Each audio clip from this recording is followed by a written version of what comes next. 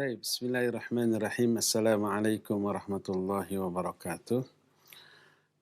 Alhamdulillahilladzi arsala rasulahu bil huda wa dinil haqq liyudhhirahu 'alad dini kullihi walau karihal musyrikun. Wa asyhadu an la ilaha illallah wahdahu la syarika lah iqraran bihi wa tauhidan wa asyhadu anna Muhammadan 'abduhu wa rasuluh sallallahu alaihi wa ala alihi wa ashabihi wa sallam tasliman mazida wa ba'd. Para pendengar radio Roja Cilengsi, Roja Bogor, Roja Lampung, Roja Palembang, Roja Tanjung Pinang, Roja Pontianak, Roja Berau, Roja Kendari, Roja Surabaya, dan Roja di kota-kota lain. Para pendengar radio Tarbiyah Sunnah Bandung, dan juga radio-radio lain, serta para pemirsa Roja TV, Persada TV, Niaga TV, dan TV-TV lain, juga para netizen melalui akun manapun di mana saja Anda berada. Alhamdulillah kembali kita berjumpa untuk melanjutkan kajian kitab Al-Irsyad ila Sahihil I'tiqad. Pertemuan terakhir kita sedang membahas masalah kebid'ahan. Kita sudah bahas makna kebid'ahan, jenis-jenisnya, kemudian sejarah munculnya kebid'ahan, termasuk poin yang terakhir adalah sebab-sebab munculnya kebid'ahan. Sekarang kita akan bahas mauqifu ahli sunnah wal jamaah, sikap ulama-ulama ahli sunnah wal jamaah terhadap kebid'ahan dan para pelakunya. Ulama ahlu sunnah pada prinsipnya tak henti-hentinya membantah kebid'ahan, mengingkarinya, dan melarang kaum muslimin untuk memasuki ranah dari amalan kebid'ahan tersebut, apalagi yang menyangkut kebid'ahan di bidang pemahaman terkait akidah, terkait tauhid, karena itu masalah yang sangat fundamental. Beberapa contoh kita bisa lihat. Pertama, sikap para sahabat kepada kebid'ahan yang berupa amalan yang di zaman Nabi SAW tidak ada, tapi muncul di zaman para sahabat masih hidup. Mereka tidak tinggal diam. Mereka membantah secara ilmiah, secara bijak, memberitahukan kepada kaum muslimin tentang bahaya dari penyimpangan yang berupa kebid'ahan ini. Salah satunya adalah hadis yang diriwayatkan oleh Imam Bukhari dalam kitab Sahih Bukhari. Hadis ini diterima dari Ummu Darda radhiyallahu anha. Kata Ummu Darda, dakhala alayya Abu Darda mughdaban. Faqultu lahu malak. Faqala wallahi ma a'rifu fihim syai'an min amri Muhammadin sallallahu alaihi wasallam illa annahum yusalluna jami'a. Kata Ummu Darda, suatu hari Abu Darda masuk menemui aku dalam keadaan marah. Lalu ditanya, aku bertanya, ada apa denganmu? Apa yang membuat engkau marah?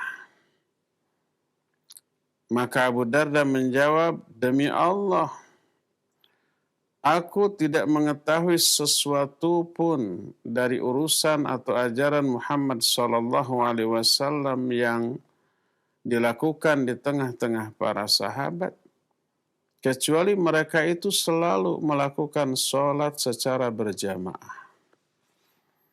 Nah, di zaman Abu Darda hidup, orang sudah mengabaikan sholat berjamaah ini. Lalu beliau ingkar. Itu yang pertama. Kedua, dari Amr bin Yahya. Dia berkata, Sami'tu abi yuhaddithu an abih. Qal, kunna najlisu ala babi Abdullah ibn Mas'ud radhiyallahu an qabla salatil ghadat. فإذا خرج مشينا معه إلى المسجد Faja'ana Abu Musa al-Ash'ari radhiyallahu anhu. Faqal, akharaja ilaikum Abu Abdurrahman ba'd? Qulna la. Fajalasa ma'ana hatta kharaja.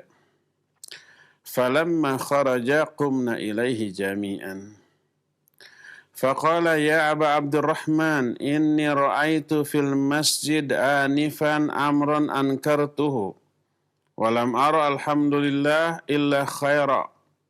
Qal wa ma huwa? Qal in ishta fasatarah. Qala ra'aitu fil masjid qauman hilaqan julusan yantadhiruna as-salah fi kulli halaqatin rajulun wa fi aydihim hasa fayaqul kabbiru mi'ah fayukabbiruna mi'ah fayaqul hallilu mi'ah fayuhalliluna mi'ah fayaqul sabbihu mi'ah fayusabbihuna mi'ah. Qal famadha qulta lahum? Qal ma qultu lahum syai'a intidhara ra'yik atau intidhara amrik. Kata Amr bin Yahya, Amr anaknya Yahya, aku mendengar bapakku, yaitu Yahya, berkata, mengisahkan satu cerita dari bapaknya. Kata Abu Yahya, kami saat itu sedang duduk di depan pintu Abdullah bin Mas'ud. Saat itu Rasulullah SAW sudah meninggal. Para sahabat ada yang masih hidup di antara Abdullah bin Mas'ud. Kami duduk-duduk di pintu Abdullah bin Mas'ud sebelum salat fajar, sebelum salat subuh. Biasanya apabila Abdullah bin Mas'ud keluar, kami berjalan bersama beliau ke masjid. Ketika kami sedang duduk, datanglah Abu Musa al-Ash'ari radhiyallahu anhu. Dia bertanya, apakah Abu Abdurrahman sudah keluar menemui kalian? Abu Abdurrahman itu Abdullah bin Mas'ud. Kami jawab belum. Maka duduklah Abu Musa al-Ash'ari bersama kami sampai Ibnu Mas'ud keluar. Ketika beliau keluar, kami pun berdiri bersama-sama. Lalu berkatalah Abu Musa al-Ash'ari, ya wahai Abu Abdurrahman, aku melihat di masjid tadi satu perkara yang aku ingkari. Aku tidaklah melihat pengingkaranku tersebut kecuali kebaikan. Kata Abdullah bin Mas'ud, apakah itu kemungkaran yang kau lihat tadi? Kata Abu Musa, kalau engkau hidup panjang, engkau akan melihat nanti. Aku melihat tadi di masjid ada satu kaum berhalakoh-halakoh. Dalam keadaan duduk. Ada beberapa halakoh. Halakoh itu kumpulan-kumpulan. Beberapa kumpulan duduk di masjid. Menunggu datangnya sholat. Ini sebelum subuh loh. Di setiap halakoh dipimpin oleh seseorang. Di tangan mereka ada kerikil-kerikil. Berkatalah orang yang memimpin setiap kelompok tadi. Kata orang tersebut, takbirlah kalian 100 kali. Lalu mereka bertakbir 100 kali. Setelah itu kata sang pemimpinnya, bertahlillah kalian 100 kali. Lalu mereka bertahlil mengatakan, la ilaha illallah 100 kali. Setelah itu bertasbihlah kalian 100 kali. Lalu mereka pun bertasbih 100 kali. Itu yang dilihat oleh Abu Musa di masjid. Amalan tersebut isinya baik ya enggak? Yaitu zikir. Tapi belum pernah atau tidak pernah itu dilakukan ketika Nabi SAW masih hidup. Tidak pernah dilakukan oleh para sahabat. baik selama Nabi hidup ataupun setelah beliau wafat dan para sahabat masih hidup, tak pernah ada yang berkreasi dengan kreasi seperti itu. Duduk berkelompok-kelompok lalu berzikir berjamaah dipimpin oleh seorang imam di kelompok tersebut. Tapi itu terjadi ketika Abdullah bin Mas'ud, Abu Musa al-Ash'ari masih ada. Dilihat oleh Abu Musa. Dilaporkan ke Ibnu Mas'ud. Kata Ibnu Mas'ud, apa yang kau katakan kepada mereka? Kata Abu Musa, aku tidak mengatakan apapun kepada mereka karena menunggu pendapatmu atau perintahmu.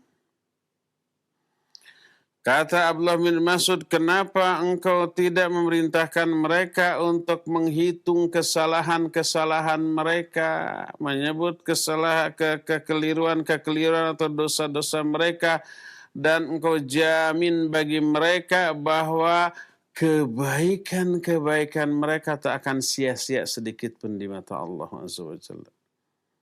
Kalau kebaikan jangan diingat-ingat. Jangan disebut-sebut, jangan diekspos, jatuhnya ria atau sum'ah nanti bisa terhapus tuh.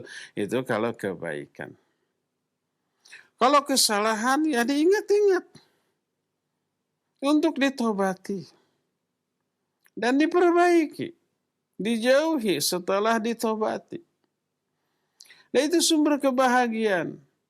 Alamatus sa'adah arba'ah. Tanda-tanda kebahagiaan itu 4. 2 di antaranya adalah dzikrudz dzunubil madhiyah. Selalu ingat terhadap dosa-dosa masa lalu. Yang kedua, nisyanul hasanatil madhiyah. Lupa terhadap kebaikan-kebaikan yang telah lalu. Kebaikan kita dilupakan, jangan diingat-ingat. Apalagi disebut-sebut. Apalagi sekarang diekspos di media sosial. Ingat-ingatlah kesalahan. Kebaikan nggak akan sia-sia, tetap terpelihara selama tidak diekspos dalam rangka ingin dipuji. Nah, yang bahaya adalah dosa. Ingat-ingat itu. Lalu tobati dan jauhi setelahnya. Jadi kata Abdullah bin Mas'ud kepada Abu Musa, kenapa engkau tidak perintahkan mereka untuk mengingat-ingat kesalahan mereka dan menjamin mereka bahwa kebaikan mereka tidak akan sia-sia sedikit pun di mata Allah. Itu masih di depan rumah Ibnu Mas'ud. Thumma madha. Lalu Ibnu Mas'ud melangkah menuju masjid. Wa madhaina ma'ah. Dan kami pun berjalan bersamanya sampai kami datang ke halaqah-halaqah tadi. Ke kumpulan-kumpulan yang sedang berzikir berjamaah tadi. Lalu Abdullah bin Mas'ud berdiri di hadapan mereka.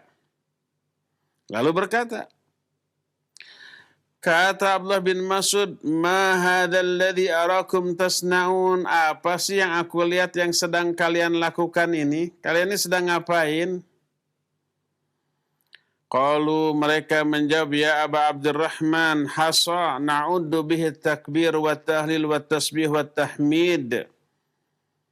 Wahai Abu Abdurrahman, ini kunyah bagi Abdullah bin Mas'ud. Ini adalah kerikil-kerikil. Kami menghitung takbir, tahlil, tasbih, dan tahmid sejumlah kerikil ini. Dengan kerikil tadi. Kerikilnya dijadikan sebagai alat untuk berzikir, menghitung jumlah zikir. Sekarang mungkin dengan tasbih, kalau dulu dengan kerikil. Berkatalah Abdullah bin Mas'ud, andu sayyatikum fa'ana dhaminun alla yudayya'a min hasanatikum syai'a. Waihakum ya ummata Muhammad ma asra halkatukum. Haulai sahabatu nabiyukum tawfirun. Wa hadhihi thiyabuhu lam tabla. Wa aniyatuhu lam tuksar. Walladhi nafsi biyadih innakum la'ala millatin hiya ahda min millati Muhammadin sallallahu alaihi wasallam au muftatihu babil dhalalah. Kata Abdullah bin Mas'ud, hitung-hitung, ingat-ingat kesalahan kalian. Aku jamin bahwa kebaikan-kebaikan kalian tidak akan sia-sia sedikit pun di mata Allah. Celaka kalian wahai umat Muhammad, betapa cepatnya datangnya masa kebinasaan kalian. Tuh lihat, para sahabat Nabi kalian masih banyak. Pakaian Nabi SAW masih belum lusuh. Dan alat-alat makannya pun masih belum rusak. Nabinya memang sudah wafat. Tapi para sahabatnya masih ada, masih banyak. Baju Nabi SAW juga masih ada, belum lusuh. Alat-alat makan masih ada. Belum pecah, belum rusak. Belum dibuang. Demi Allah yang jiwaku berada dalam genggaman tangannya, apakah kalian ini merasa berada di atas agama yang lebih benar daripada agama Muhammad SAW, ataukah kalian membuka pintu kesesatan? Karena Nabi dan para sahabat tidak pernah melakukan apa yang mereka lakukan, tapi mereka ada-adakan. Isinya bagus, baik. Apa isinya? Zikir. Isinya takbir, tahlil, tasbih, tahmid. Ada keburukan? Tidak ada. Ada kejelekan? Tidak ada. Tapi kenapa ditegur keras oleh Abdullah bin Mas'ud? Karena mereka menganggap itu bagian dari pengamalan agama ini, sedangkan pengamalan seperti itu tidak pernah dilakukan oleh Nabi dan para sahabatnya.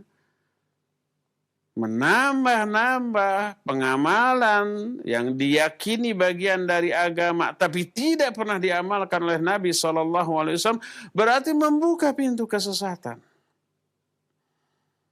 Kata Abdullah bin Mas'ud, apakah kalian merasa berada di atas agama yang lebih benar daripada pengamalan Nabi SAW? Ataukah kalian membuka pintu-pintu kesesatan? Ditegur keras seperti itu, berkatalah mereka, wallahi ya Aba Abdurrahman ma'aradna illal khair. Demi Allah wahai Abu Abdurrahman, kami tidak menginginkan apapun dengan amalan ini kecuali kebaikan. Niatnya baik apa tidak? Ya baiklah. Niatnya tulus, ikhlas, hanya untuk berzikir, beribadah kepada Allah. Tapi caranya itu dengan cara yang tidak pernah dicontohkan oleh Nabi SAW. Niatnya baik. Amalannya berupa amalan yang secara zahir baik. Zikir loh. Siapa yang menyalahkan, berani menyalahkan takbir, tahlil, tahmid, tasbih, dan yang sejenisnya. Nggak ada. Jadi niatnya baik, bentuk perbuatannya baik, tapi ditegur keras. Karena apa? Karena Nabi dan para sahabat tidak pernah melakukan itu. Mereka bilang, kami tidak menginginkan apapun dengan semuanya ini kecuali kebaikan. Apa jawaban Abdullah bin Mas'ud? Wa kam min muridin lil khair la yusibahu. Betapa banyaknya orang yang menginginkan kebaikan tapi dia tidak memperolehnya. Apa sih maksud utama dari zikir yang dilakukan berjamaah oleh orang-orang tadi? Pahala, rahmat, maghfirah atau ampunan, keridhaan Allah, itu kan? Itu kebaikan itu. Tapi kata Abdullah bin Mas'ud, betapa banyaknya orang yang menginginkan semua itu, tapi, ada tapinya, nggak memperolehnya. Karena apa? Salah caranya. Pahala dari Allah, ampunan, rahmat, keridhaan Allah, harus kita kejar. Tapi dengan cara yang dicontohkan oleh Nabi Shallallahu Alaihi Wasallam. Nggak bisa ngarang orang sendiri. Lalu Abdullah bin Mas'ud menyatakan, Inna Rasul alaihi salatu wassalam haddathana anna qauman yaqra'una al-Qur'an la yujawizu taraqiyahum. Wa ayumallah la adri la'alla aktharuhum minkum. Thumma tawalla anhum. Kata Abdullah bin Mas'ud, sesungguhnya Rasul SAW telah memberitahukan kepada kami bahwa kelak muncul suatu kaum. Mereka membaca Al-Quran. Tapi bacaannya tidak pernah melewati tenggorokannya, kerongkongannya, nggak sampai ke hati. Maknanya nggak paham apa yang dia baca. Sebab hati itu alat untuk memahami. Allah dalam Al-Quran menyatakan, lahum qulubun la yafqahuna biha. Mereka punya hati, tapi hatinya itu tidak mereka pakai untuk memahami.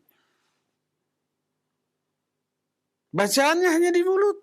Nggak sampai melewati tenggorokan. Nggak sampai ke hati. Nggak paham apa yang mereka baca. Akhirnya difahami dengan akal, logika, dan keliru. Lalu diaplikasikan dengan aplikasi yang keliru pula. Kata Nabi SAW, kelak muncul satu kaum. Mereka membaca Al-Quran.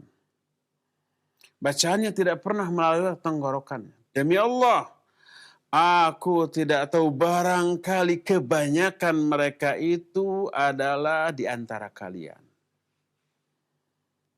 Jadi di antara orang-orang yang tadi itu, kelak akan menjadi orang seperti itu. Dan itu adalah Khawarij. Khawarij itu rajin ibadahnya.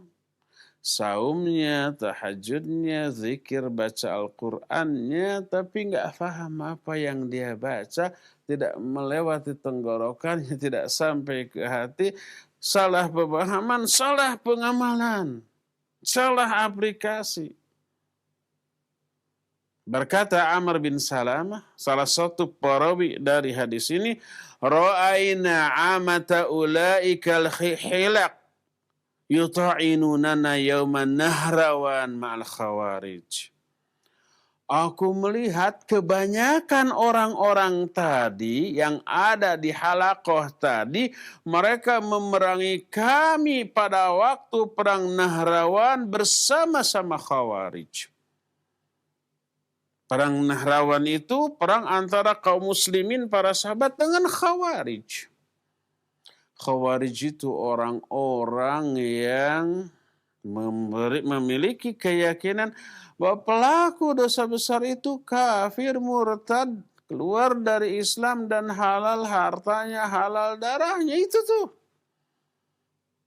Makanya kalau Khawarij zaman sekarang melakukan pemboman, pembunuhan, perampokan, lalu dianggap itu ibadah. Bagian dari jihad. Itu sejak zaman sahabat masih ada, itu muncul. Dan diperangi oleh Ali bin Abi Thalib radhiyallahu anhu, diperangi. Dan kita sangat anti kepada pemahaman Khawarij seperti itu.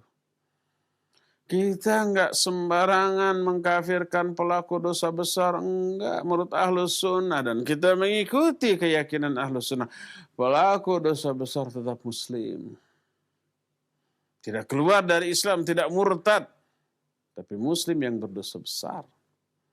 Tapi sebesar apapun dosanya, dia tidak boleh dibunuh, dialirkan darahnya, tidak boleh disakiti, tidak boleh dirampas harta kekayaannya, enggak. Nggak boleh itu dilakukan. Jadi di dalam perang Nahrawan, Khawarij memerangi kaum muslimin. Dan umumnya orang-orang tadi yang zikir dalam halaqah-halaqah yang ditegur oleh Abdullah bin Mas'ud tadi, itu masuk ke dalam kelompok Khawarij yang memerangi para sahabat dan kaum muslimin. Hadis ini diriwayatkan oleh Imam Ad-Darimi dalam kitab Sunannya yang menunjukkan pengingkaran para sahabat. Di antara Abdullah bin Mas'ud, Abu Musa al-Asy'ari terhadap orang-orang yang mengada-adakan ibadah yang tidak dicontohkan oleh Nabi alaihi salatu wassalam. Ini yang kedua, contoh yang kedua.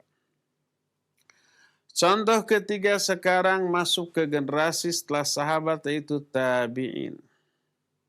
Di antaranya Imam Malik bin Anas rahimahullahu ta'ala. Suatu saat ada seorang laki-laki datang kepada Imam Malik. Lalu Imam Malik itu kan tinggalnya di Madinah, ngajarnya di Masjid Nabawi. Datang orang, lalu bertanya, min aina uhrim, dari mana aku mulai ihram? Ihram itu artinya mau memulai melaksanakan ibadah umroh atau haji. Dari mana aku memulai ihram? Kata Imam Malik, minal miqat alladhi waqqata Rasul sallallahu alaihi wasallam wa ahrama min. Kamu harus ihram dari miqat yang ditentukan oleh Nabi sallallahu alaihi wasallam dan beliau berihram di sana. Miqat itu banyak. Tapi yang terjauh adalah miqat untuk penduduk Madinah atau orang-orang yang mau ihram atau haji melalui Madinah. Kadang dari Indonesia jamaah haji, jamaah umrah, ada yang tidak langsung ke Mekah tapi ke Madinah dulu. Nah nanti pas mau umrah ke Mekah ngambil miqat seperti miqatnya orang Madinah, yaitu di mana? Di sebuah tempat namanya Dzul Hulaifah atau yang dikenal dengan sebutan Bir Ali. Di sana tuh. Dari sanalah Nabi SAW memulai ihram. Dari miqat yang telah ditentukan oleh Rasul SAW. Kalau dari Masjid Nabawi, ya kalau lancar dengan bis sekitar 20 menit lah. Kalau sedikit-sedikit ada macet ya 30 menit lah gitu. Kalau pakai bis. Gak tahu kalau pakai unta zaman dahulu ya. Nah, di sanalah miqat. Tidak boleh kita miqat dari Masjid Nabawi. Oh, kalau dari masjid lebih afdal. Atau dari hotel tempat kita menginap. Enggak. Miqat tempat awal memulai ibadah haji atau umrah sudah ditentukan oleh Nabi SAW berdasarkan wahyu. Nggak boleh dirubah, ditambah lebih jauh biar lebih afdal. Enggak. Kata Imam Malik, kamu harus miqat di tempat yang Nabi SAW miqat di sana dan berihram di sana. Si laki-laki yang bertanya ini ngeyel Suraya. Ngotot surotot. Kekeh petekeh. Dia berkata, fa inni ahramtu min ab'ad minhu. Aku akan ihram lebih jauh lagi daripada miqat. Kalau miqatnya di Dzul Hulaifah atau di Bir Ali aja sudah dianggap bagus, apalagi kalau memulainya lebih jauh lagi daripada itu. Kayaknya lebih afdol gitu kata dia pikirannya. Apa kata Imam Malik? La ara dzalik. Aku menyatakan tidak boleh. Aku berpendapat tidak boleh itu dilakukan. Laki-laki ini bertanya, ma takrah min dzalik? Apa sih ketidaksukaanmu kepada hal itu? Kenapa nggak boleh miqatnya lebih jauh daripada yang ditetapkan oleh Nabi SAW? Kata Imam Malik, akrahu alaikal fitnah. Aku khawatir kamu akan ditimpa fitnah. Fitnah nih. Orang itu kekeh. Lalu berkata lagi, wa ayyu fitnatin fi izdiyadil khair? Fitnah apa yang akan terjadi dengan menambah kebaikan? Jadi dia menganggap kalau miqatnya lebih jauh berarti lebih baik. Masa kena fitnah yang seperti itu? Kata Imam Malik, beliau menyatakan fa innallaha ta'ala yaqul falyahdharil ladzina yukhalifuna an amri an tusibahum fitnatun aw yusibahum adzabun alim. Hendaklah takut. Siapa yang hendaklah takut? Itu orang-orang yang menyelisihi contoh Nabi SAW. Nabi sudah mencontohkan ihram itu di Dzul Hulaifah loh. Mikot itu di sana, di Bir Ali loh. Itu perintah beliau atas dasar wahyu. Nggak boleh menyelisih. Kata Allah, hendaklah takut orang-orang yang menyelisih sunnah Nabi SAW itu, bahwa mereka akan ditimpa fitnah atau ditimpa azab yang sangat pedih. Lalu setelah mengutip ayat ini, Imam Malik menyatakan, wa ayu fitnatin a'zamu min an tadhunna fi nafsika annaka khusista bifadlin lam yakhtassu bihi Rasul sallallahu alaihi wasallam. Fitnah apa yang lebih besar dibanding dugaan kamu tentang dirimu bahwa kamu memiliki kekhususan dalam menetapkan ibadah yang tidak diajarkan oleh Allah kepada Nabi Muhammad sallallahu alaihi wasallam. Kalau Nabi mah mikotnya tadi Bir Ali atau disebut juga disebut Dzul Hulaifah. Kalau kamu lebih jauh daripada itu, seolah-olah syariat untuk kamu ini dikhususkan oleh Allah menurut dirimu yang tidak diwahyukan kepada Nabi SAW. Itu sebesar-besar fitnah.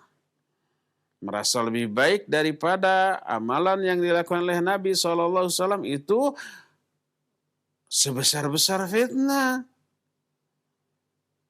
Hadis tersebut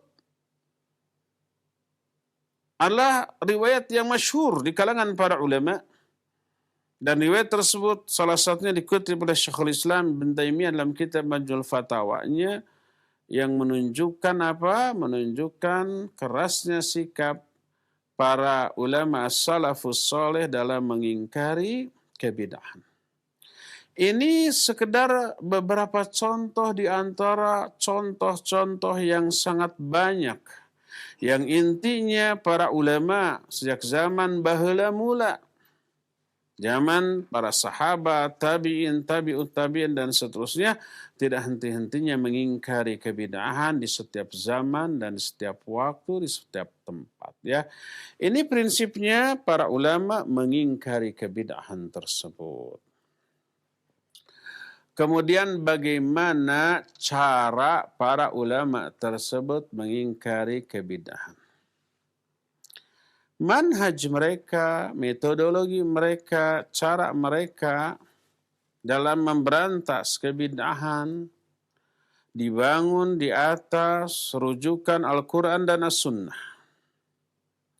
Ini metodologi yang sangat jitu, yang bisa membungkam seluruh argumentasi dan syubhat para pelaku kebid'ahan, karena mereka membongkar kebid'ahan tersebut lalu membantahnya secara bijak dan juga ilmiah, berdalil dengan Al-Quran dan As-Sunnah tentang wajibnya berpegang teguh kepada sunnah Nabi SAW, melarang secara tegas dari segala macam kebid'ahan dan perkara-perkara baru dalam agama yang diada-adakan, dan mereka telah mengarang banyak kitab dalam masalah ini. Mereka membantah kebid'ahan itu dalam kitab-kitab akidah kepada kebid'ahan Syiah, Khawarij, Jahmiyah, Mu'tazilah, Asy'ariyah dalam perkara-perkara iman dan akidah, baik secara umum juga secara khusus. Mereka mengarang kitab-kitab secara khusus tentang hal itu. Contohnya Imam Ahmad mengarang kitab dengan judul Ar-Raddu 'alal Jahmiyah, bantahan kepada Jahmiyah. Jahmiyah ini kelompok ahli bid'ah yang mengikuti Jaham bin Safwan, yang pola fikirnya sangat berbahaya, kebidahannya menyangkut masalah akidah, bahkan tauhid, dan berbahaya. Kemudian dibantah secara telak oleh Imam Ahmad dalam kitab yang berjudul Ar-Raddu 'alal Jahmiyah. Demikian juga ulama-ulama dan imam-imam yang lain seperti Uthman bin Sa'id Ad-Darimi, seperti Syekhul Islam Ibn Taimiyah, dan juga muridnya. Di antara murid-muridnya adalah Imam Ibn Qayyim, Imam Ibn Katsir, Imam Az-Zahabi. Juga banyak ulama-ulama lain sejak zaman dahulu yang membantah beberapa firqah yang sesat, yang menyimpang, yang keyakinan dan amalannya penuh kebidahan. Adapun kitab-kitab khusus yang secara khusus membantah kebidahan amat sangat banyak. Contoh, pertama, Al-Imam Asy-Syatibi rahimahullahu ta'ala mengarang kitab Al-I'tisam. Di dalamnya berisi bantahan kepada para ahlul bid'ah yang berdasarkan kitab dan sunnah. Demikian juga kitab Iqtida'u Siratul Mustaqim susunan Syekhul Islam Ibn Taimiyah rahimahullah. Demikian juga Imam Ibnu Waddah dalam kitab Inkarul Hawadits wal Bid'ah. Demikian juga susunan At-Turtusi yang berjudul Al-Hawadits wal Bid'ah. Demikian juga Imam Abu Syamah dalam kitab Al-Ba'its ala Inkaril Bid'ah wal Hawadits. Dan yang lain-lainnya. Itu zaman baheula, zaman terdahulu. Tak ketinggalan ulama-ulama zaman kiwari pun banyak menuliskan kitab yang berisi bantahan terhadap kebidahan. Di antaranya kitab Al-Ibda' fi Madadil Ibtida' susunan Syekh Ali Mahfud. Juga As-Sunan wal Mubtada'at al-Muta'alliqah bil Adhkar was Salawat susunan Syekh Muhammad bin Ahmad Asy-Syaqiri Al-Hawamidi. Termasuk Risalah At-Tahdhir minal Bid'ah susunan Syekh bin Baz rahimahullahu ta'ala.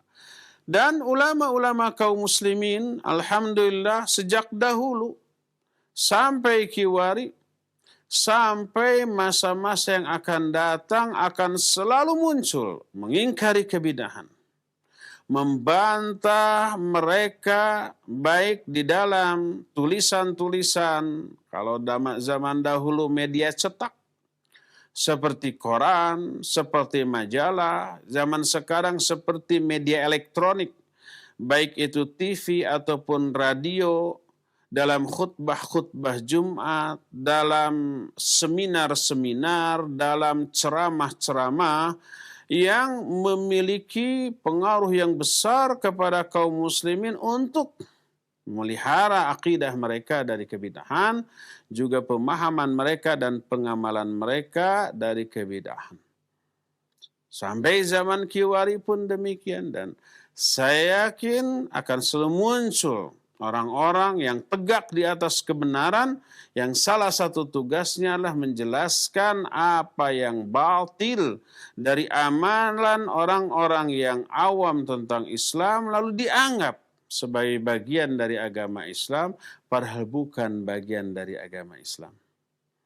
Berkata Rasulullah SAW, la tazalu ta'ifatu min ummati zahirina 'alal haqq la yadurruhum man khadalahum hatta taqumus saah. Akan selalu muncul satu kelompok dari kalangan umatku. Mereka selalu tegak di atas kebenaran. Tidak akan memadaratkan mereka orang-orang yang menyelisihi mereka, orang-orang yang menentang mereka sampai hatta taqumus saah. Sampai kiamat terjadi. Yang dimaksud kiamat terjadi di sini kata Syekh Shalih Al-Fauzan hafizahullah ta'ala, maksudnya adalah sampai munculnya angin yang halus, lembut. Siapa saja orang yang di dalam hatinya ada keimanan walaupun sekecil debu, sekecil atom, keimanannya tipis, super kecil. Tak ada lagi yang lebih kecil daripada itu. Karena kita tahu atom itu atau dzarrah bahasa Arabnya. Bahasa kitanya atom adalah bagian terkecil dari suatu unsur, saking kecilnya tidak bisa dibagi-bagi lagi. Paling kecil. Tidak ada lagi yang lebih kecil daripada itu. Sekecil itu iman yang terdapat dalam hati seseorang, terkena angin itu dia mati. Kalau ada yang tidak mati berarti orang itu sudah tidak memiliki iman terkecil sekalipun. Dia kafir, dia di luar Islam. Nah, sampai ketika angin itu muncul, seluruh orang yang ada keimanan sekecil apapun mati, sehingga yang tertinggal hanyalah orang-orang kafir, orang-orang musyrik, orang-orang ateis. Nah, di zaman seperti itulah nggak akan ada lagi orang-orang yang tegak di atas al-haq. Itulah seburuk-buruk generasi, dan di generasi terburuk seperti itulah kiamat yang berupa hancurnya alam jagat raya ini terjadi. Oleh karena itu yang dimaksud hatta taqumas sa'ah, maka akan selalu muncul satu kelompok kecil dari umatku yang tegak di atas kebenaran. Salah satunya yang dilakukan oleh kelompok ini adalah membantah kebid'ahan. Mereka lah para ulamanya. Kata Imam Ahmad, in illam yakunu ahlal hadits fala adri madhum. Kalau kelompok kecil ini bukan ahli hadis, aku tidak tahu lagi siapa mereka. Mereka lah yang faham agama ini dan menegakkan agama dalam kehidupannya, dalam lingkungannya. Zahirin alal haqq. Mereka tetap tegak, eksis di atas kebenaran. Hatta taqumas sa'ah, sampai datang as-sa'ah. Yang dimaksud as-sa'ah tadi, angin yang lembut yang mematikan setiap orang yang memiliki keimanan, walaupun dengan kadar yang paling kecil, mati orang itu. Adapun yang tidak memiliki keimanan, enggak terpengaruh. Mereka tetap hidup dengan kekafirannya, dengan kesyirikannya, dengan keateisannya, dengan kebejatannya. Itulah sejelek-jelek generasi, dan di generasi terburuk seperti itulah kiamat yang berupa hancurnya alam jagat raya ini barulah terjadi. Walhasil dari semua penjelasan tadi kita mengetahui bahwa pada prinsipnya para ulama, orang-orang yang berilmu pada level manapun kadar ilmu mereka, tak pernah tinggal diam terhadap segala macam penyimpangan, termasuk penyimpangan berupa kebid'ahan, karena kebid'ahan ini lebih berbahaya daripada kemaksiatan. Kenapa lebih berbahaya? Sebab itu adalah kejahatan kepada Allah dan Rasulnya. Menambah-nambah ajaran Allah, menambah-nambah ajaran Rasulnya, seolah-olah ajaran Allah dan Rasulnya itu kurang sempurna, lalu ditambah oleh mereka dari hasil kreasi otak mereka gitu ya. Kemudian mereka amalkan. Mereka dakwahkan, dan mereka siap mati demi menyebarkan kebid'ahannya tersebut. Kelancangan kepada Allah dan Rasul itu yang pertama. Yang kedua, tidak merasa bersalah dengan hal itu. Merasa benar. Makanya toh pati jiwa raga siap mati demi kebid'ahan yang mereka yakini. Berbeda dengan pelaku maksiat, pezina, pemabuk, perjudi, pencuri, ketika melakukan perbuatan maksiatnya mereka meyakini ini salah, ini keliru. Dilakukannya ngumpat-ngumpat dan berharap anak turunannya tidak ada yang mengikuti jejak langkahnya.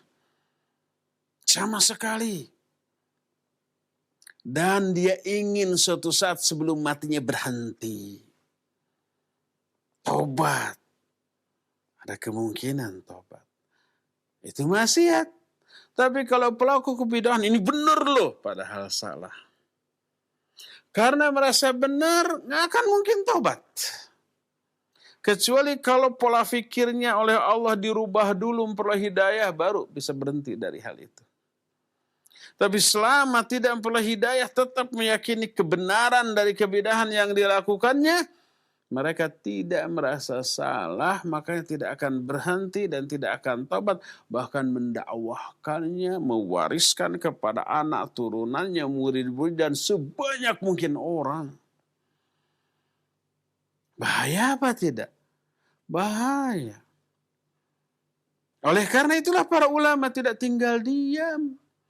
Sebab kebidahan ini menjadi penyebab berubahnya syariat sejak zaman dahulu. Sebelum Islam datang, nabi-nabi terdahulu menyebarkan agama secara benar. Setelah mereka wafat, para pengikutnya kemudian para pelanjutnya berkreasi tentang agama ini. Lahirlah kebidahan, akhirnya sampai muncul berbagai macam penyimpangan, baru diutus nabi berikutnya untuk meluruskan, memperbaiki, dan seterusnya begitu.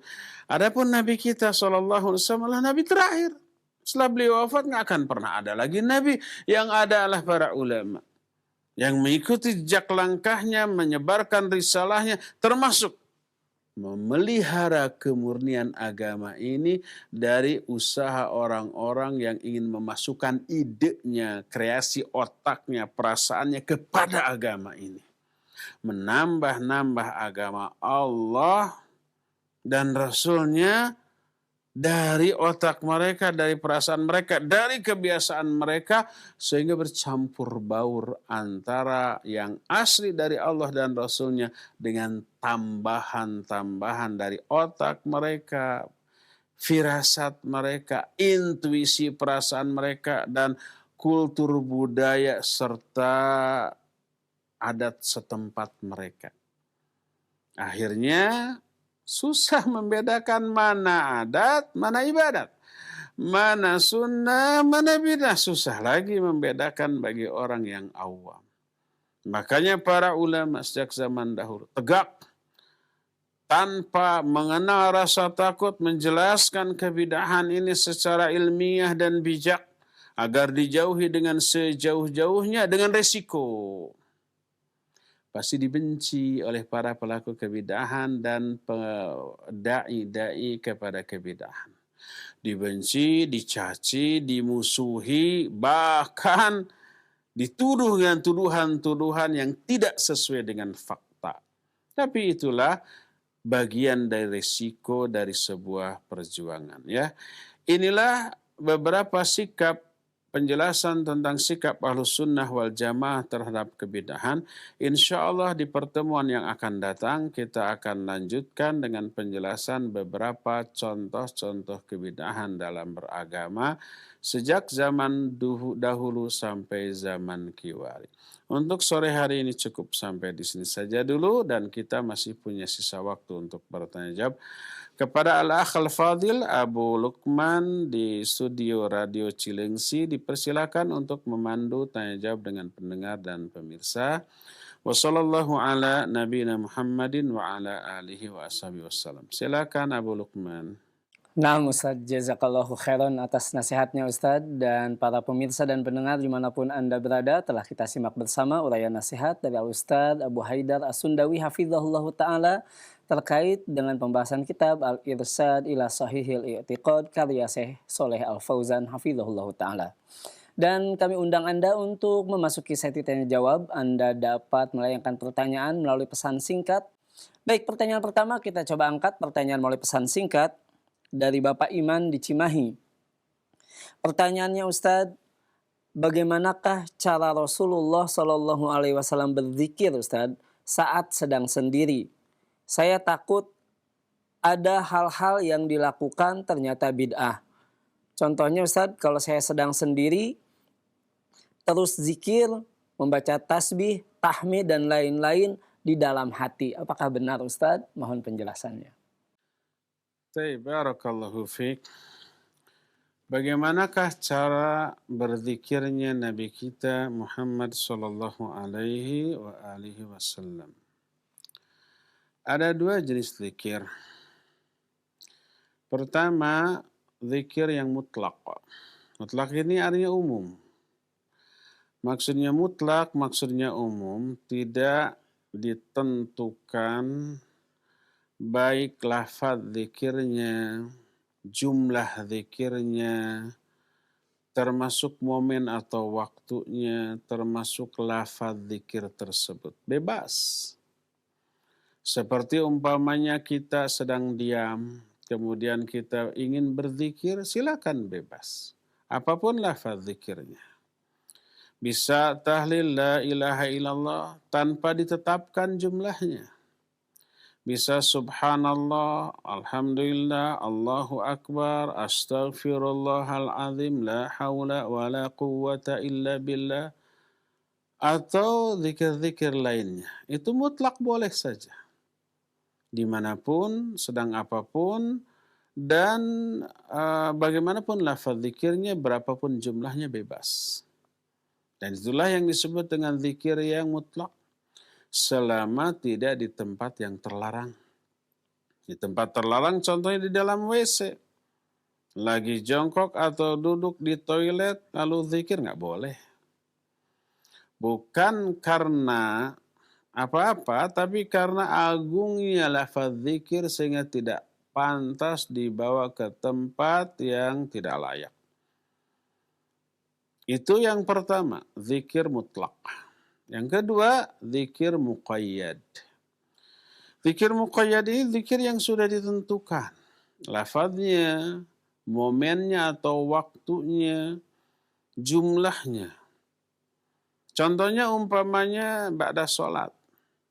Setelah assalamualaikum kanan, assalamualaikum kiri, Nabi SAW rutin berzikir. Istighfar dulu 3 kali, astagfirullah, astagfirullah, astagfirullah. 3 kali sudah ditetapkan. Jangan ditambah 10 kali saja biar afdal. 3 kali aja udah afdal, apalagi 10 kali. Itu sama dengan orang yang ihram tadi. Ihram di miqat yang ditetapkan oleh Nabi saja sudah bagus, apalagi lebih jauh daripada itu. Itu sama dengan begitu.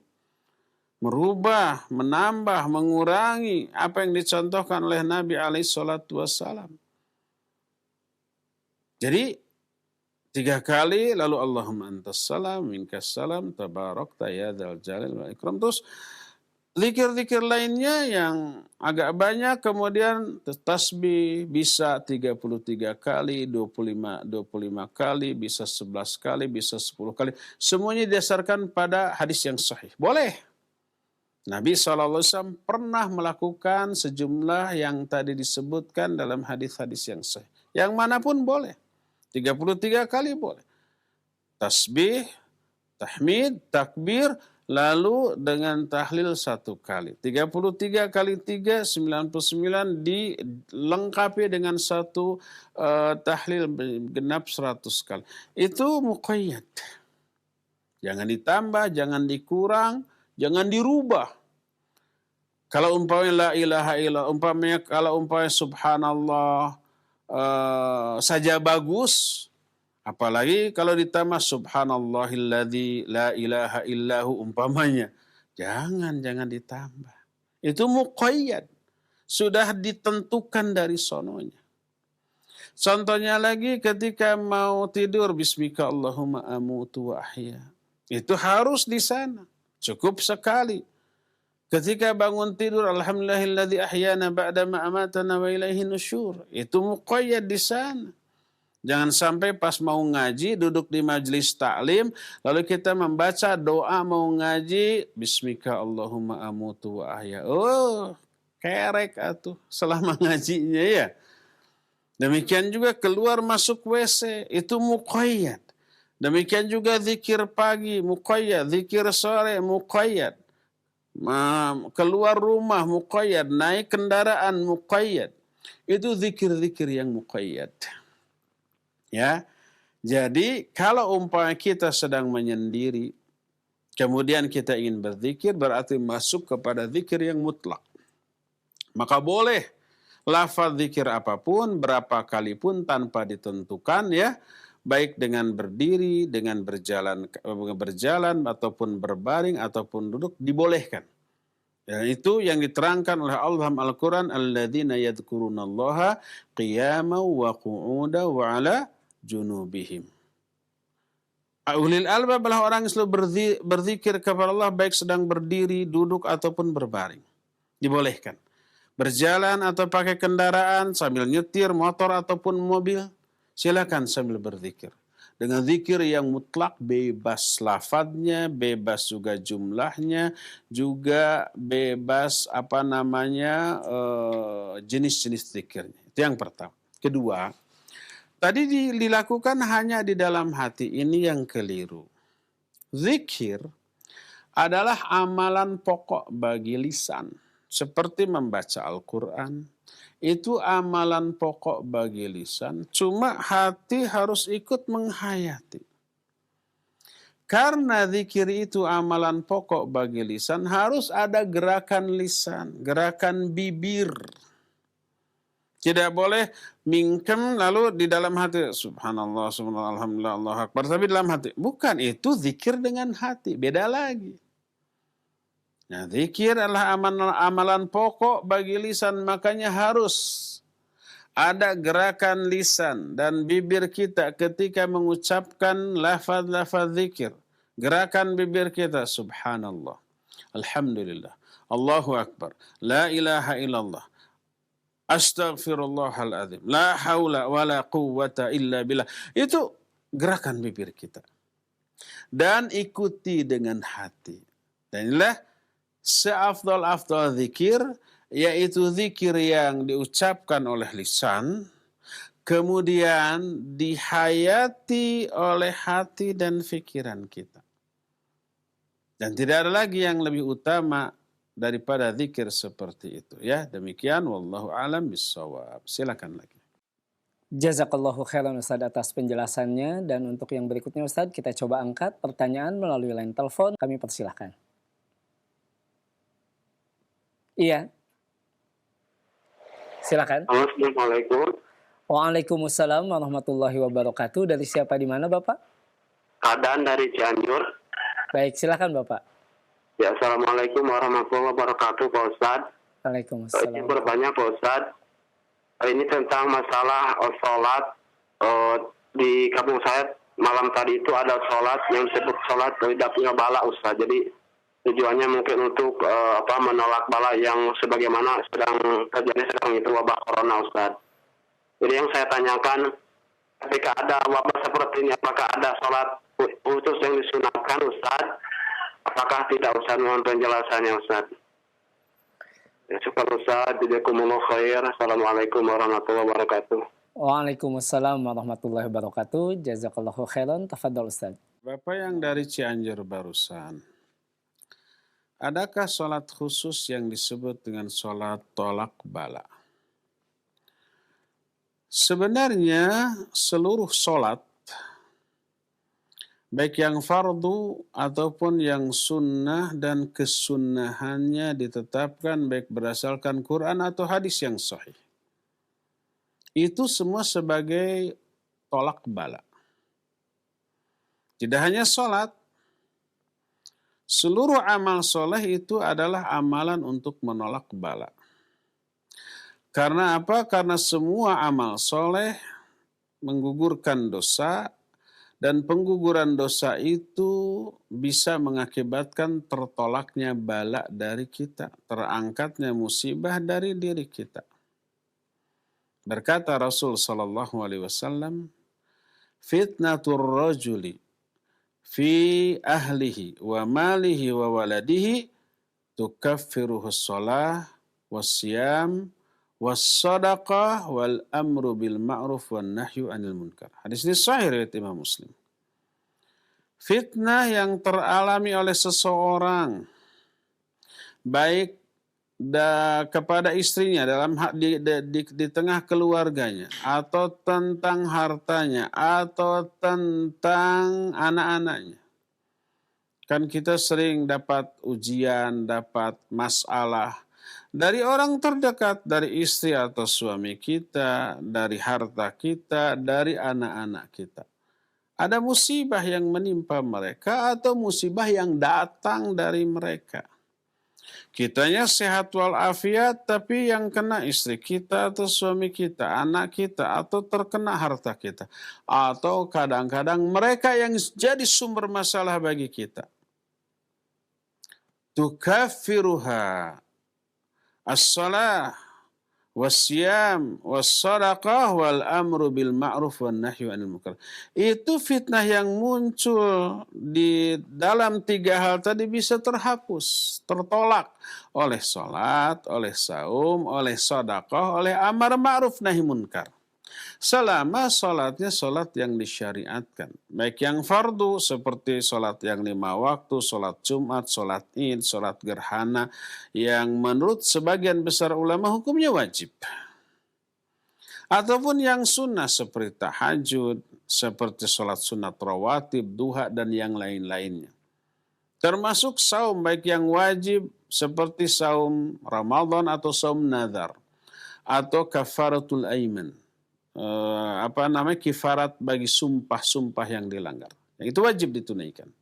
Atau yang sunnah seperti Senin, Kamis, Daud, Arafah, Muharram, ataupun Ayyamul Bid, dan seterusnya. Termasuk sedekah yang wajib ataupun yang sunnah, termasuk amar ma'ruf nahi munkar, semuanya itu bisa menghapus dosa dan kesalahan dan bisa menolak fitnah atau azab musibah yang tertimpa kepada seseorang. Dan itu lebih dari cukup. Adapun sholat secara khusus yang kemudian dilakukan dan disebut, dinamai dengan sholat tolak bala, maka tidak ada di dalam syariat yang sebenarnya tidak didasarkan kepada hadis yang sahih. Tidak dilakukan oleh Nabi dan para sahabatnya. Yang harus kita lakukan untuk menolak bala adalah sholat yang fardu, sholat yang sunnah lakukan semaksimal yang kita bisa secara kualitas ataupun kuantitas. Tobat dari semua dosa-dosa dan kesalahan kita. Jauhi berbagai macam penyimpangan dan pelanggaran terhadap syariat. Taqarrub kepada Allah Azza wa Jalla, sebab seluruh masalah yang Allah berikan pada hakikatnya disebabkan karena kekeliruan dan kesalahan-kesalahan kita, dosa-dosa dan maksiat-maksiat yang kita lakukan. Untuk menolak semuanya itu taubat. Taqarrub, mendekat kepada Allah, lakukan salat yang sesuai dengan syariat, berpegang teguh kepada Quran dan As-Sunnah, dan menjauhi kebid'ahan yang dilarang secara keras oleh Allah dan Rasulnya. Demikian, wallahu a'lam bishawab. Silakan lagi. Jazakallahu khairan Ustaz atas penjelasannya, dan pertanyaan berikutnya Ustaz dari pesan singkat dari hamba Allah di Dusun Pedamaran, Sumatera Selatan Ustaz. Ingin bertanya Ustaz, di kampung kami Ustaz, jangankan mengingkari kebid'ahan, tidak mengikutinya pun dicap merusak persatuan Ustaz. Apakah benar Ustaz? Mohon penjelasannya Ustaz. Baik, barakallahu fiik, ikhwan atau akhwat yang bertanya dari Sumsel Di lingkungan tertentu benar. Di banyak lingkungan, tidak hanya di Indonesia, umumnya di daerah negara-negara Asia Tenggara. Jangankan mengingkari kebid'ahan, tidak ikut saja sudah dicap macam-macam. Lalu salah satu tuduhannya adalah macam-macam, dituduh teroris, dituduh wahabi, dituduh salafi, dituduh pemecah belah persatuan dan seterusnya. Itulah resiko dari sebuah sikap di atas kebenaran. Tak ada seorang pun manusia yang tegak di atas kebenaran kecuali mereka itu akan menerima konsekuensi dari sikapnya yang benar Konsekuensi itu sekaligus sebagai ujian. Sejauh mana, setegar apa, seteguh apa, seistiqomah apa, dia di atas kebenaran. Dan yang paling hebat adalah Nabi alaihi salatu wassalam, para nabi. Kata Rasul sallallahu alaihi wasallam, asyaddun nasi bala'an al-anbiya. Thumma salihun, thumma al-amthal, fal-amthal. Manusia yang paling hebat ujiannya, termasuk ujiannya itu tuduhan orang. Dengan tuduhan yang tidak sesuai dengan fakta. Coba, Nabi SAW dituduh apa? Ya pemecah belah persatuan bangsa Arab, ya bangsa Quraisy, ya sudah dari awal itu. Dituduh tukang sihir, disebut orang gila, disebut pendusta, disebut tukang syair. Seluruh tuduhan itu bertolak belakang dengan fakta yang sebenarnya. Umpamanya beliau dituduh pendusta. Di mana dustanya? Hanya karena menyatakan Allah hanya satu. Itu yang harus disembah satu-satu, yang lain tidak boleh. Itu disebut pendusta. Padahal sebelum beliau mendakwahkan tauhid, seluruh orang kafir tersebut sepakat menggelari beliau dengan sebutan Al-Amin. Orang yang paling terpercaya. Tidak pernah bohong, tidak pernah dusta.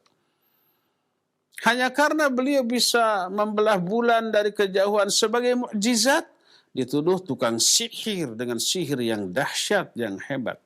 Hanya karena beliau memiliki wahyu berupa ayat Al-Quran, beliau dituduh dengan tuduhan tukang syair. Dan banyak lagi, termasuk pemecah belah. Kalau Nabi begitu, maka ulama, duat yang selanjutnya penerus dakwah beliau pasti juga akan memperoleh tuduhan. Dengan beragam tuduhan. Kita aja disebut antek-antek Zionis, padahal kita anti-Zionis. Kita aja dituduh Khawarij, padahal kita sangat anti kepada Khawarij. Kita aja dituduh sebagai bibit-bibit terorisme, padahal kita amat sangat anti kepada pola pikir dan tindakan terorisme. Kita aja dituduh ini, dituduh itu semuanya. Itu bagian dari resiko. Ya, Nabi SAW menyatakan, ya'ti 'alan nasi zamanun al-mutamassikuna fihi bisunnati kal qabidi 'alal jamr. Kata Nabi SAW, akan muncul, akan datang satu masa pada umatku nanti, satu zaman. Di zaman itu orang yang berpegang teguh kepada sunnahku, itu seperti orang yang menggenggam bara api. Panas itu. Nggak nyaman ya. Kata Nabi SAW, innal Islam bada'a ghariban. Wa sayaudu ghariban kama bada'a. Fatuba lil ghuraba. Islam itu pada mulanya begitu awal datang disebut, dianggap sebagai ajaran yang asing, yang aneh. Gharib, aneh. Orang-orang semuanya menyembah banyak sesembahan, ini hanya satu. Orang-orang semuanya membebaskan mabuk, judi, riba, zina, segala macam. Ini diharamkan. Ajaran yang aneh. Dan kelak di akhir zaman, Islam ini akan kembali dianggap sebagai ajaran aneh seperti semula. Seperti umpamanya sekarang ajaran Islam sudah dicampur baur dengan adat, dengan kebiasaan, dengan ro'yu, dengan perasaan orang masuk ke sana. Sehingga melahirkan berbagai macam jenis amalan baru yang di zaman Nabi tidak ada.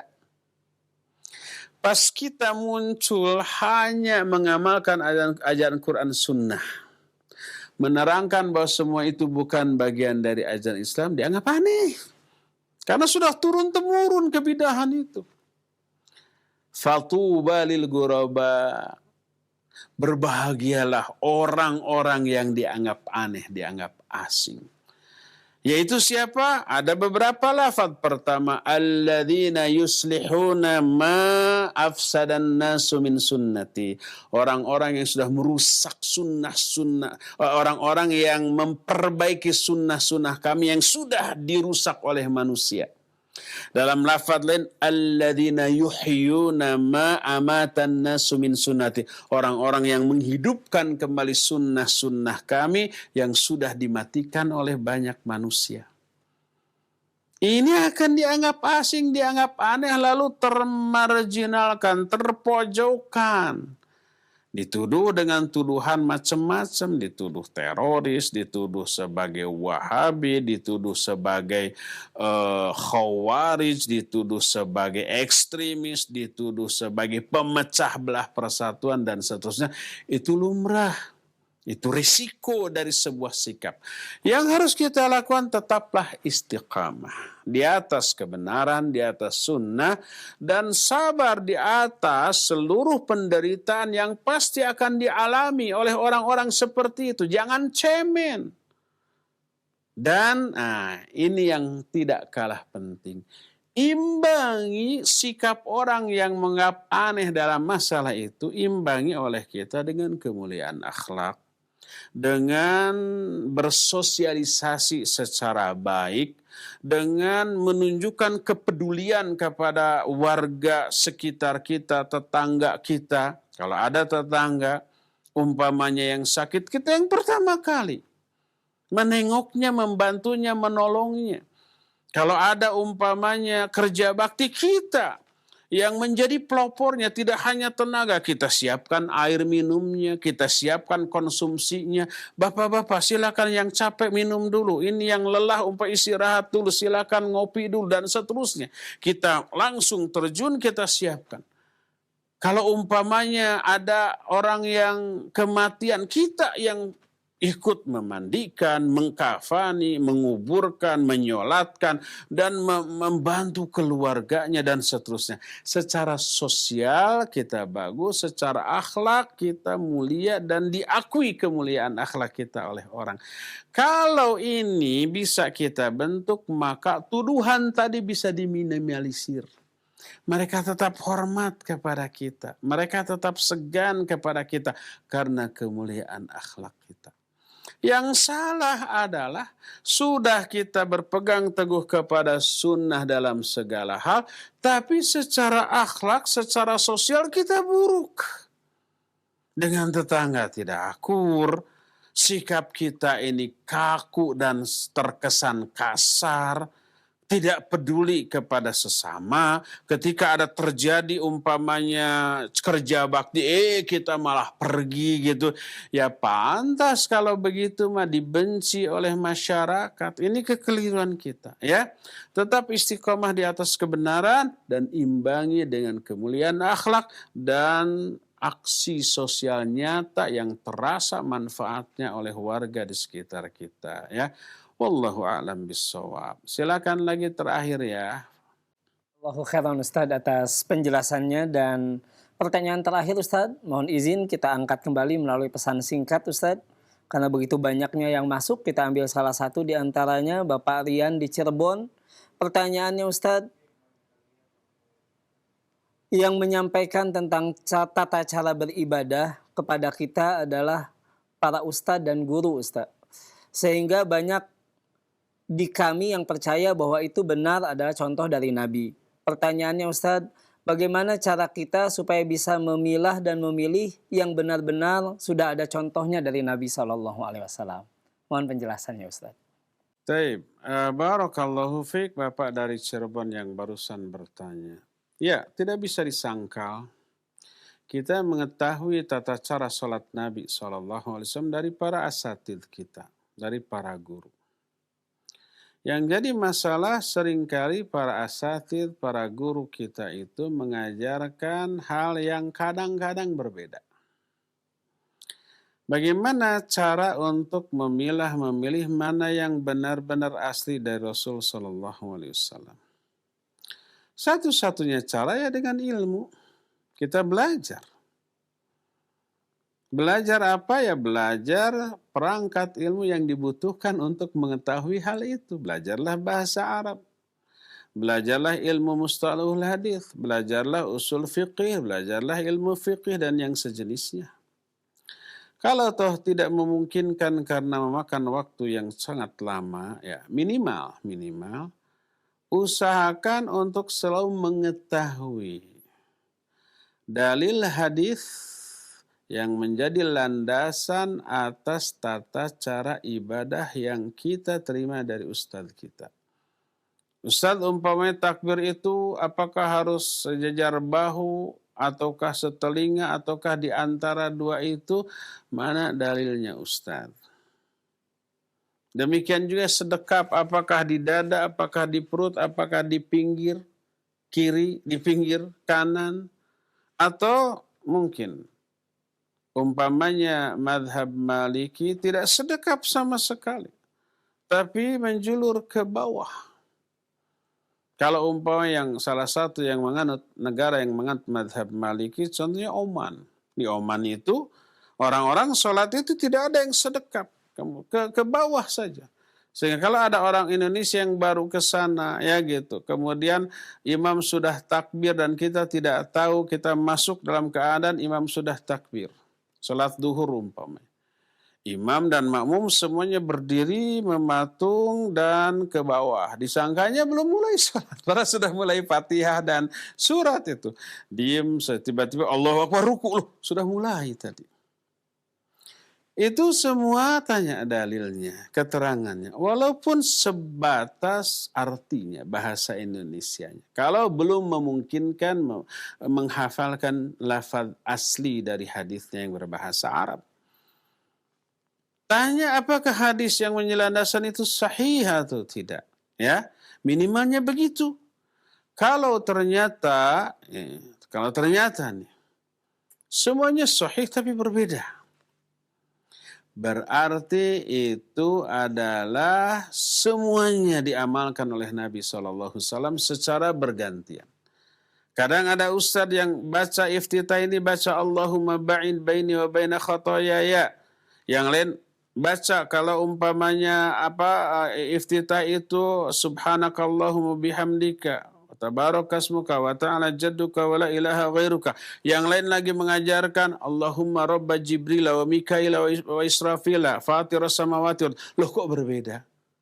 Kata Ustaz ini hadisnya sahih. Kata Ustaz ini hadisnya sahih. Kata Ustaz yang lain hadisnya sahih. Berarti tiga-tiganya pernah dilakukan oleh Rasulullah SAW.